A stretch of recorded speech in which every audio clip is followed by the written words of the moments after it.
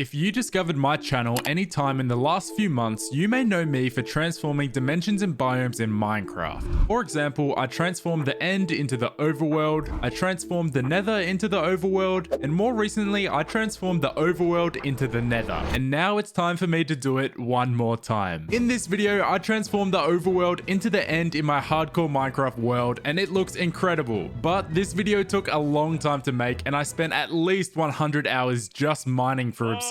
So please, if you do enjoy this video, consider subscribing and join the Wawa army. We're trying to take over YouTube this year, but we cannot do it without your help. Anyway, enjoy the video.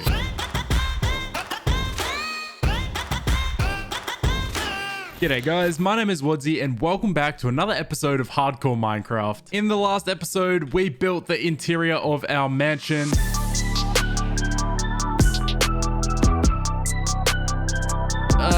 Just ignore all these rooms that are completely empty. Anyways, the saga of the Melon Mansion is now over. I will maybe return in the future to finish off the empty rooms, but now it's time to move on to bigger and better things. But of course, first, we need to plant another 200 melons. Stop, fool! You violated the law.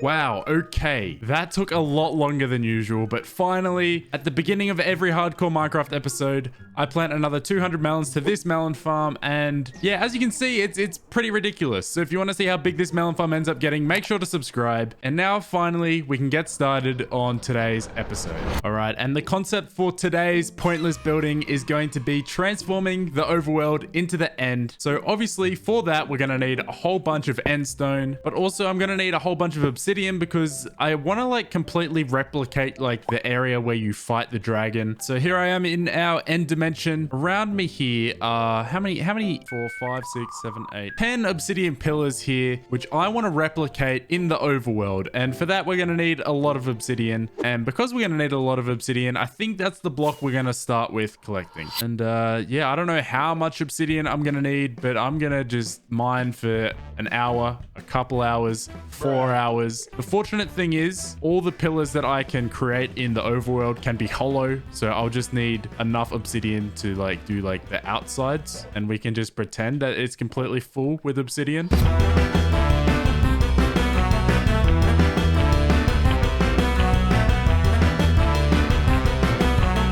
Damn, this is really boring.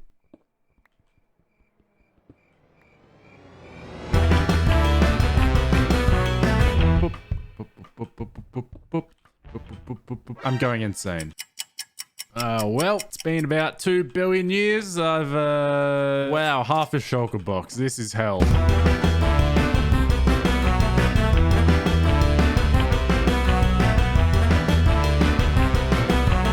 All right, another update. I think I should have I've almost filled another shulker box, but I'm going to switch over to mining some end stone soon. And I think I might just do it like here, deep underground, our main island. I was thinking about going to the outer islands to do it, and I may still head over to the outer islands to collect some other things. But plus, if I mine for it here, I'll have the benefit of the beacon as well. So that'll help out a lot.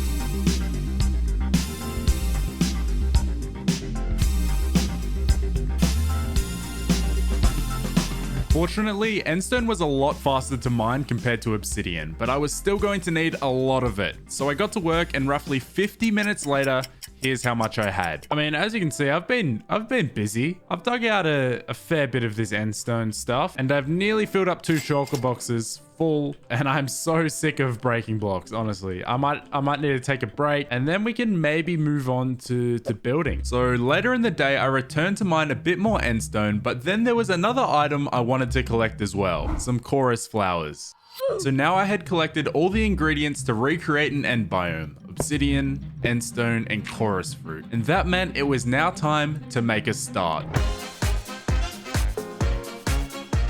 Now, the question we're all wondering is, where am I going to transform the overworld into the End? And I'm actually thinking I want to do it like over here or over here, quite close by to where I've done the Nether transformation. And of course, I want to keep it around this area, around our spawn, so we can see all of my massive projects. Yeah, I'm thinking like over here.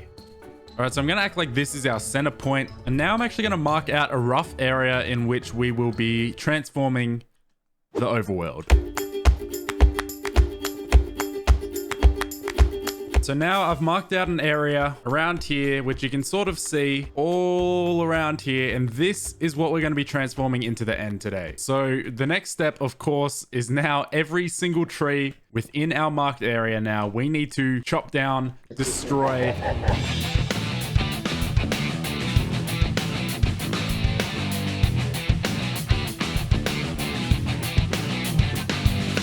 We're about halfway done on the deforestation. Maybe not even that. We still got so many trees to chop down. This is a huge area.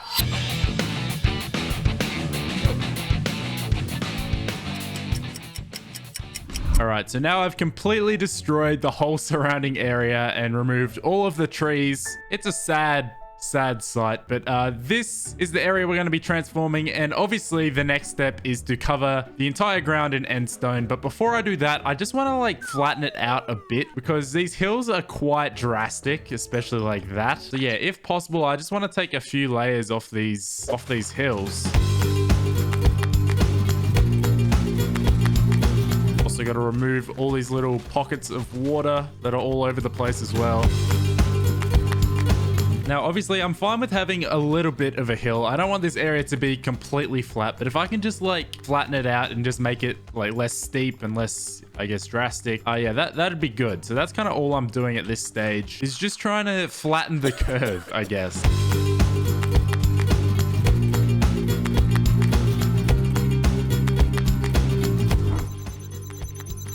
So I've now flattened off that hill to that level, which is still fairly high, but I feel like if I make the gradient of this side of the hill like very shallow, I'm okay with this area being a lot more steep at like the edge, towards the edges, but kind of like a bowl. I want like most of the center to be fairly like flat. Transforming the terrain to make it how I want took a long time, and for about 2 hours all I did was dig away one layer at a time, sculpting the perfect landscape and doing my absolute best to keep it looking natural.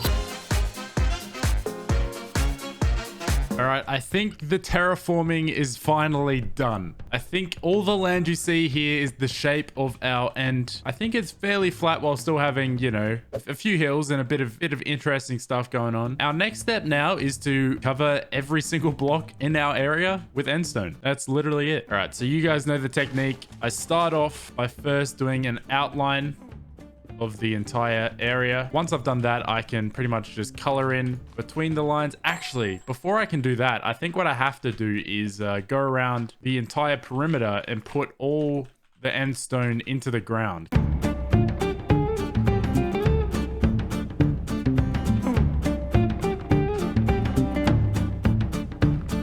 So now that I've gone all around the outside and blended the circle into the rest of the ground, I can start outlining all the different layers of terrain, and this is step 2.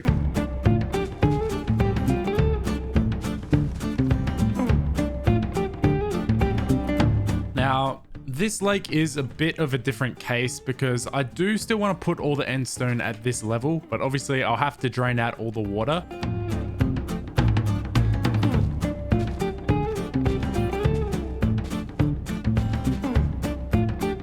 The outline process is going quite well, and all up it only took about 45 minutes before we could move on to the next step. All right, this is going quite well. I've been on the grind. I've now completely outlined all the areas. It's got a cool effect to it, you know? But now it is time to color in between the lines. So I'll start at one end and I can begin by digging out this entire area. And then once it's all dug out, I can go ahead and fill it all in with the end stone. And this bit is going to take a long time. But on top of that, it's going to require a lot of end stone, probably a lot more than what I have.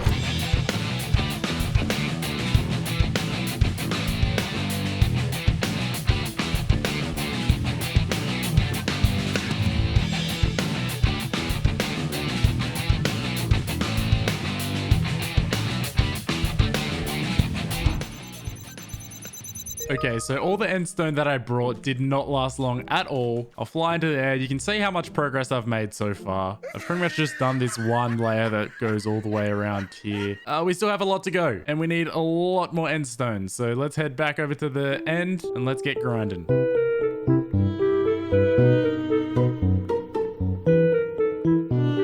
So I've managed to collect another 3 and a bit shulker boxes of end stone. I don't know if this will be enough to finish, but it'll definitely get us pretty far. So let's get back on the grind and see how far we can get.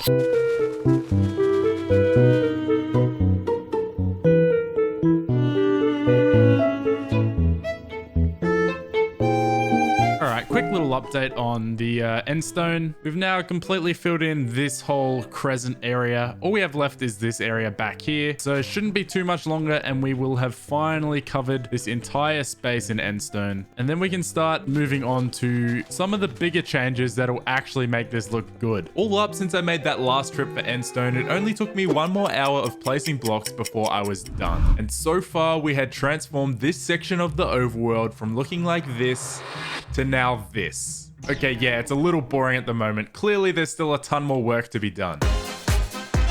So finally, after so much time, we have transformed this section of our overworld into the end, almost. Now we can start moving on to some cooler details. But number 1 is going to be our massive obsidian pillars. All right, so step 1 is we need to do a bit of quick math. Boom. Find where our pillars should be. We need to space them out evenly. So I'm gonna make a quick circle, a quick temporary circle, so we have an even distance from our center point.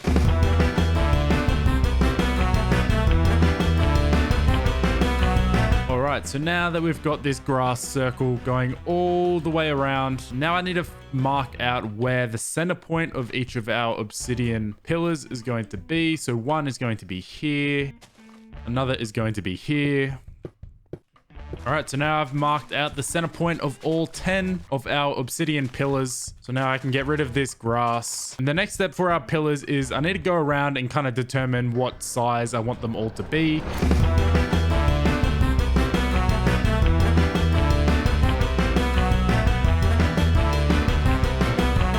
Alright, so now that I've determined the size of each of our obsidian pillars here, all I really got to do is go around and just build them up. The one thing I haven't figured out yet is how tall they're each going to be. But for now, I think I'll just make a start on each of them and then I'll figure out the heights later on.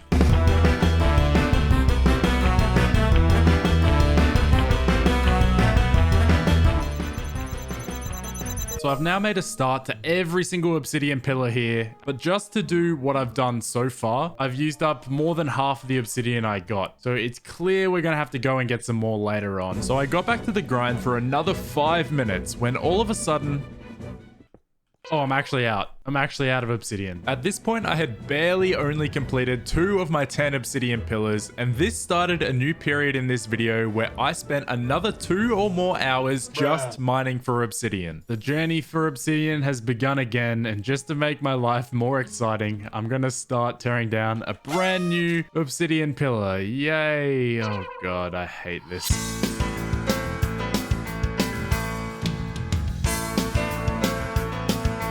So I've mined this much of this obsidian pillar so far. I've got a fair bit of obsidian, to be fair. But I'm realizing something which could save me a lot of time. But we have to head over to the nether. So I kind of have this piglin trading farm, which I don't use nearly enough. But this thing does give me obsidian. How much am I going to have? Please be a lot. I mean, hey, there's no better time to use it than right now. That is slightly more obsidian.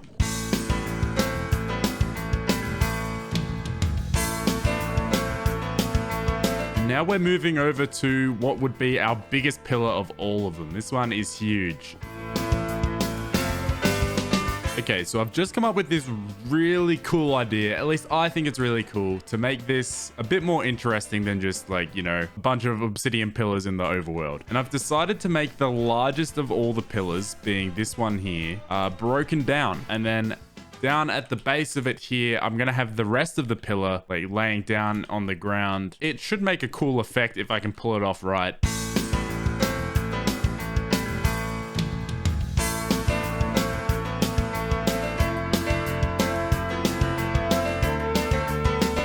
I mean, yeah, that's definitely cool. It definitely tells a bit of a story. It's really hard to see what I'm going for, I guess, when I build out of just like this dark block. But hey, I definitely do think that works. It tells a bit more of a story than just having regular obsidian pillars. I might make another one of these pillars over here broken in the same sense as well. But for the moment, it's time to get back to work. And for another 5 minutes, I built up all of my obsidian pillars. And then what do you know? I'm out of obsidian again. Oh, are you joking? Well, back to my personal hell of mining for obsidian. Oh my god, I am so bored. I've been mining obsidian for yet another hour. Look how far I've hollowed out this obsidian pillar. But I'm thinking, in fact, I'm hoping I now should have plenty of obsidian. Over the last 2 days, I spent probably 4 hours in total just mining for obsidian alone, making this one of the most painful builds I've done recently, despite being so simple.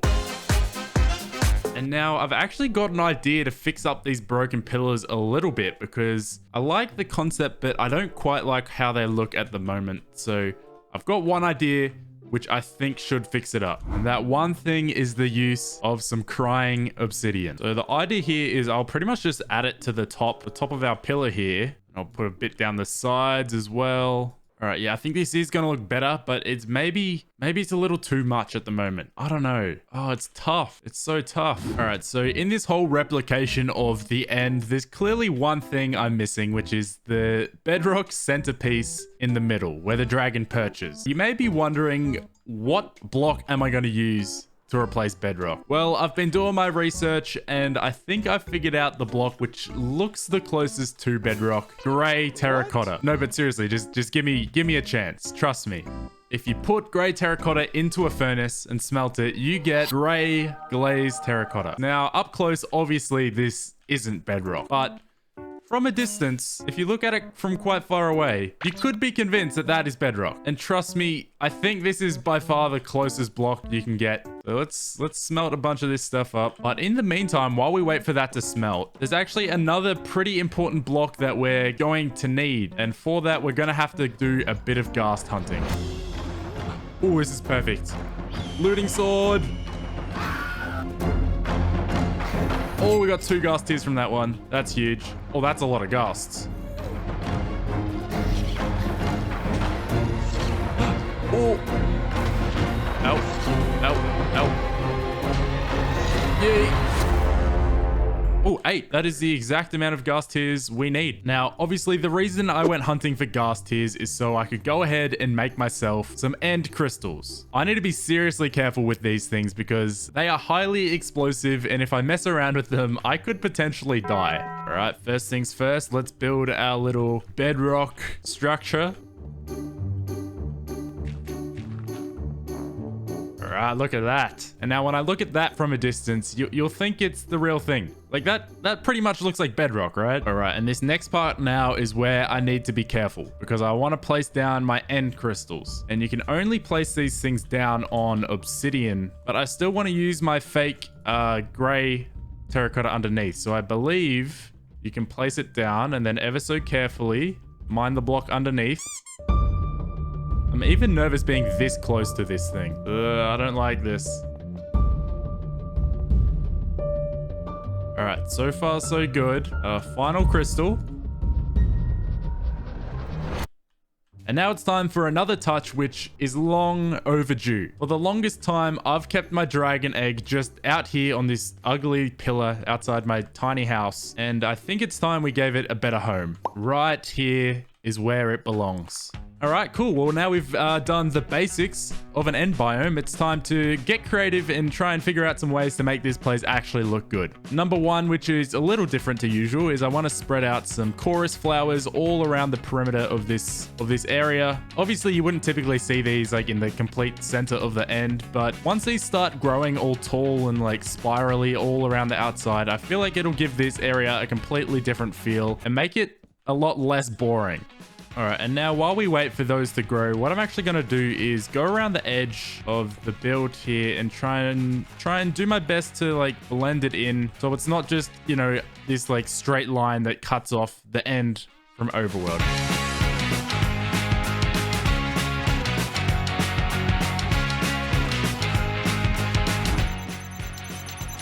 So far in this transformation, I managed to turn this blank empty space in the overworld into a complete replica of the end, and I think it looks pretty cool. But there's still a couple of things that I've got planned, and that all starts with getting some purple blocks.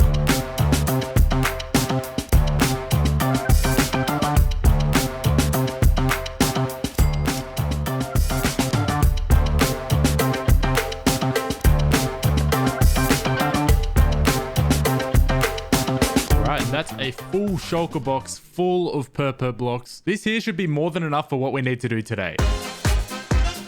And you may think I'm about to build an end city, and I mean, you'd almost be right. I want to build an end ship because I think it'll be a lot more subtle than a massive end city. It'll take a bit less effort, but also it'll be really cool and fill up a bit of space in the air, which we don't usually do. I mean, all right, let's make it happen.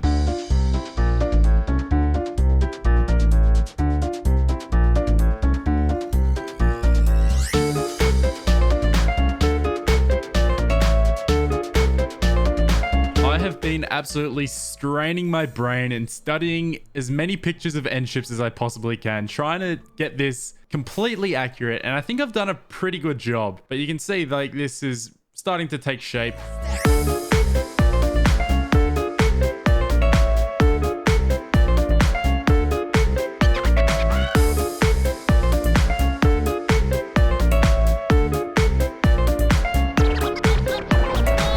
Finally, I have built my very own end ship in the overworld, but this is block for block exactly how you would find an end ship anywhere in your world. The only difference is on the inside, there's a few ugly torches because I don't want mobs spawning in here, and there's no elytra or shulker box guarding it. But other than that, exactly the same. And I mean, let's take a look from a distance. It looks cool. My favorite part is just how far away you can see it from. So now there's just one final thing I kind of want to do. All right, and the final touch I wanted to add, going all the way around the outside, I wanted to add just a couple like floating islands made out of endstone. Nothing massive, but just like little ones.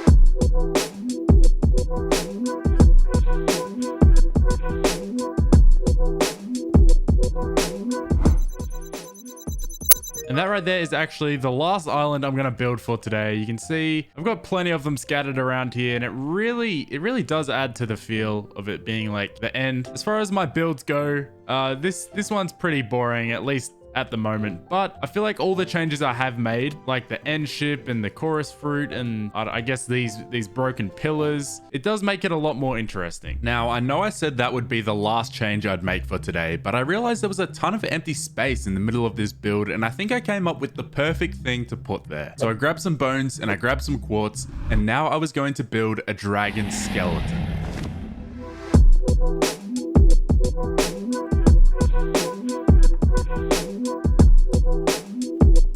Alright, so we've got the dragon skull here. I think it's a pretty cool design. And then you've got the rib cage a little bit further down. And then you've got like the spine going all the way around, curling around into the tail, and then going slowly, more and more into the ground. But what I want to try and do next is some wings.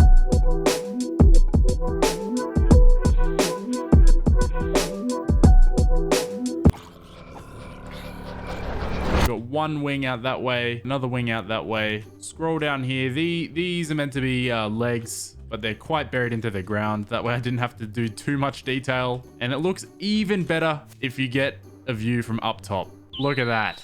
That looks awesome. And with that, I think that is my little end dimension done. 100 years ago, an adventurer was traveling through his hardcore world, appreciating the wildlife, when all of a sudden, a storm started brewing. In the blink of an eye, he was surrounded by obsidian pillars and an unfamiliar stone, and that's when he looked into the sky and saw a dragon. A long battle ensued, the dragon leaving behind a ton of destruction in its path, tearing down 2 obsidian pillars. The battle went into the night when finally the adventurer slayed the dragon, saving his world from a terrible evil. With the dragon now gone for 100 years, the area has been overgrown by a foreign flora, and to this day, nobody can explain just how the overworld was transformed into the end.